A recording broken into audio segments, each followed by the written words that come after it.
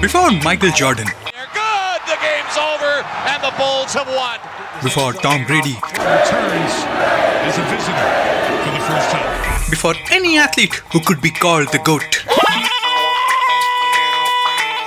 There was Milo, a six-time Olympic champion, that is 24 years without losing a single battle. A war hero who dressed like the demigod Hercules. How did Milo die? Well, he was not killed in battle. He was not struck down by gods. He was eaten by wolves because he was trying to fight a tree. Believe me, it will all make sense if you understand how Milo grew up. If you have spent more than 10 minutes on the fitness side of the internet, you have likely been hit by an avalanche of optimization. High volume, low volume, German volume, Bulgarian method, keto, paleo, carb cycling. Now this paralyzing paradox of choice, it is consciously designed to sell you programs, powders and a lifetime subscription of self-doubt. There are 9,000 ways to train your biceps and somehow you are doing all of them wrong. Somewhere between Socrates and starting strength, the answer got a bit complicated. But it was not always this way. Milo was the most accomplished athlete in ancient Greece. And he did it in the most simple of ways. A cow. The story is actually quite simple. Milo found a newborn calf and he lifted it up. And the next day, he did it again and again and again. That's kind of the whole program. The cow was the warm-up, the working set and the finisher. Now the calf was gaining little bit of weight every day. A weight so tiny that Milo's consciousness likely did not even register it. But his muscle fibers, his tendons, his bones, they did notice. And they did one thing that human body is programmed to do when faced with escalating, consistent stress. They adapted and got slightly less pathetic. This is what we loosely call as progressive overload. Milo did not need a 5-day split with your volume spread over the week. He simply had a one-cow program. Now why should you care? Well, because this story strips away all the noise. It does remind us that the mechanism for growth is not complex, but simply hard to follow. It's all about showing up and adding one more gram, one more step, one more rep. I can do this all day. Now this story sounds all cool, but when you do the math, it kind of falls apart. A newborn calf weighs around 30 kgs. A full mature bull around 500. If I had to take a rough average, that is 16 times in 4 years, around 0.3 kgs per day. Now lifting strength will follow cube square law. Muscle cross-section area would be 16 raised to power 2 by 3. That is around 6.5 times. So we can say Milo would have to get 6.5 times stronger in 4 years. This figure comes at around 60% increase in strength every year. Now is this biologically plausible for a human? Even the world-class weightlifters, we are talking like Lu Xiaojun, Tien Tao, these guys spend decades of their life just doubling their strength.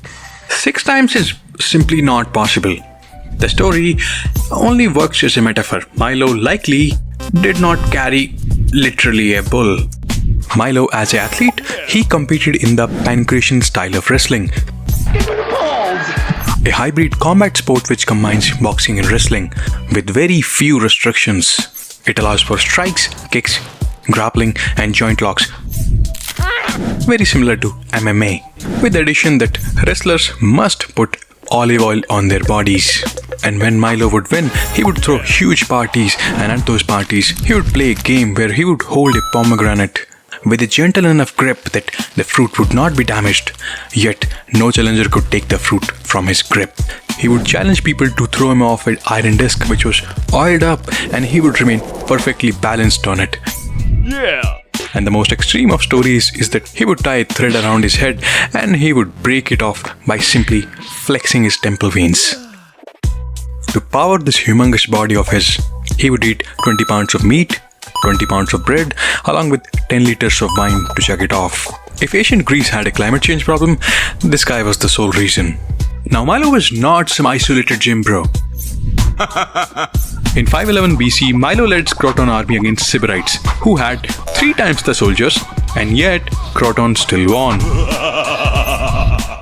Milo was a disciple of Pythagoras. Yeah, the right angle triangle guy.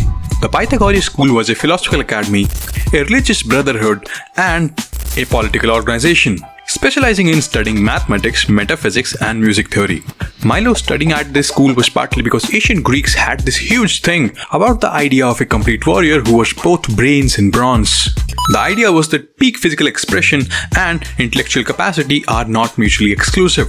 1 plus 1 is greater than 2. So Milo was seen as a fully optimized human. Athletics? Check.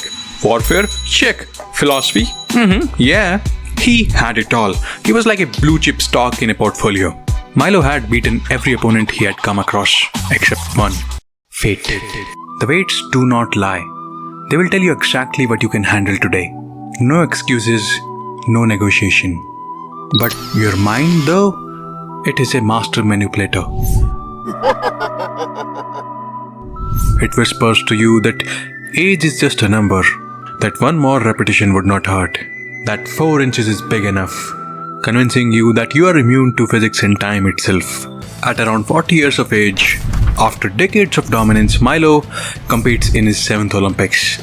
His opponent was a young wrestler called as Timasitheus from his own city of Croton. As the match started, Timasitheus did not try to overpower Milo. Instead, he made sure to keep his distance from Milo. He danced, he circled, and he never let Milo get a grip on him. And slowly, Milo got tired. The game had changed, and Milo had gotten obsolete. Brute strength was no longer the winning strategy. When Milo quit, the crowd erupted, not in boos, but instead in cheers. And Timasitheus, the man who had beaten Milo, he himself led the applause. The ending of Milo's athletic career was decent enough. The tragedy lies how his mortal life ended. His end was without any glory, without any final dramatic battle, something much more anticlimactic. Milo was walking through the forest one day when he saw a tree trunk partially split and left alone by the woodcutters. Oh my goodness! No one was around, just Milo and a tree. And on a random decision, Milo decided to finish the job using his bare hands. Milo shoved his hands inside the crack of the tree as if he had found his long-lost lover. And he tried to pull it apart using nothing but his bare hands. The tree moved just enough for the wedges to come out and the crack shut down. And now Milo was stuck.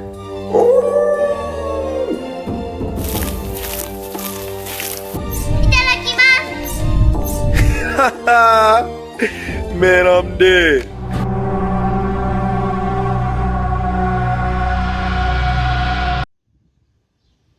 Hey, the video has ended. This is a kind of a video where I try to remove any kind of fluff and statistics, numbers, just kind of a narration style of videos. Do you like it? Maybe you don't. If you don't, that's totally chill. But if you like it, I will be making more videos on more weightlifters, athletes, food, I don't know. Subscribe if you want to see more narrative style videos.